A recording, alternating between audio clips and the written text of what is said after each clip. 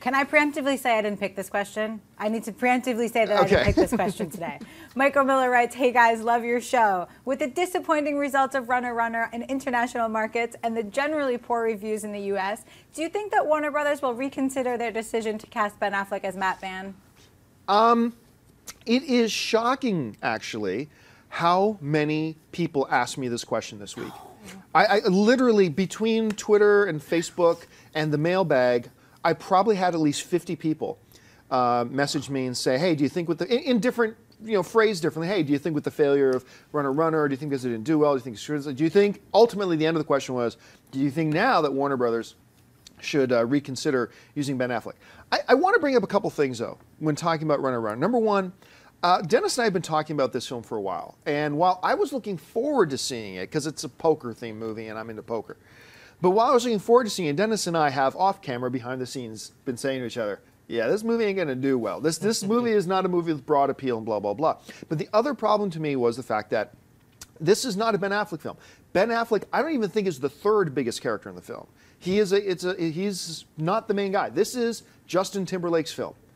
And Justin Timberlake, as big of a fan, I talk about this all the time, I'm a huge Timberlake fan right here.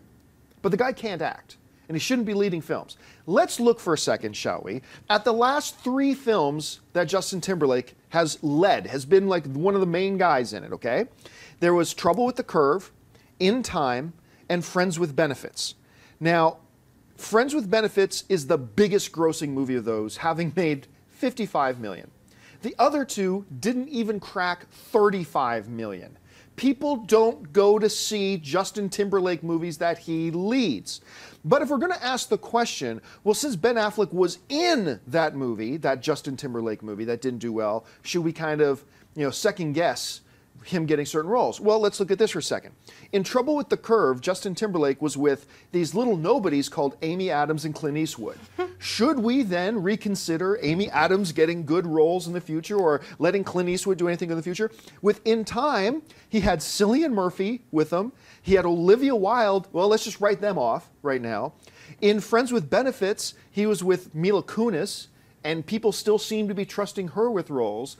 And listen, by the way, I brought this up before. The last film that Ben Affleck was the lead guy in was Argo, which made a buttload of money and won Best Picture at the Academy Awards, the film that he was leading. So, no, you can't judge anybody, any actor at any time, when they're in a movie that they're not even leading, and there's a long string of failures with the guy who is leading it, and saying, oh, that's a reflection of what this guy can do now in the future. It just doesn't make sense. So the short answer to my very long answer is no. Warner Brothers will not reconsider having Ben Affleck as Batman just because this Justin Timberlake film that he was in didn't do well, because Justin Timberlake films just don't do well. Dennis, am I missing any angle on this?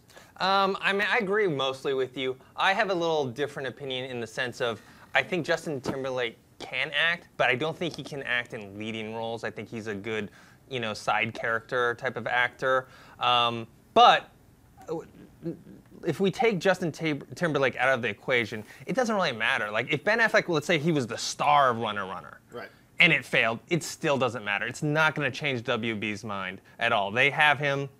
It's not like it was a huge, big box office budgeted movie, like a huge $150 million sci-fi epic, and then it just totally bombed because no one wanted to see Ben Affleck. This is just a small movie that they released.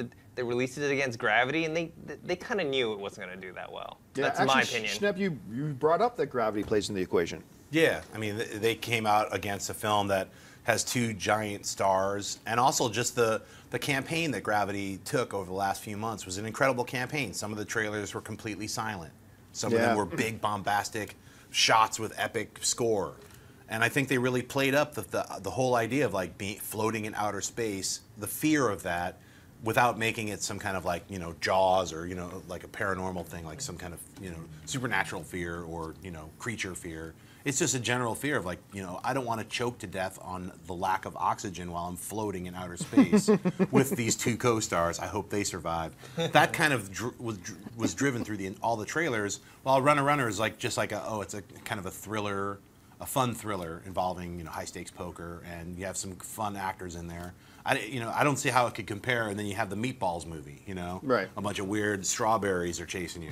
Children, which once again did really well. Came in number 2 at the box office again. It's tearing it up. But that's a great family film. Yep. Gravity just got everybody. So I mean, that's not bad to be number 3. I mean, 7 million isn't.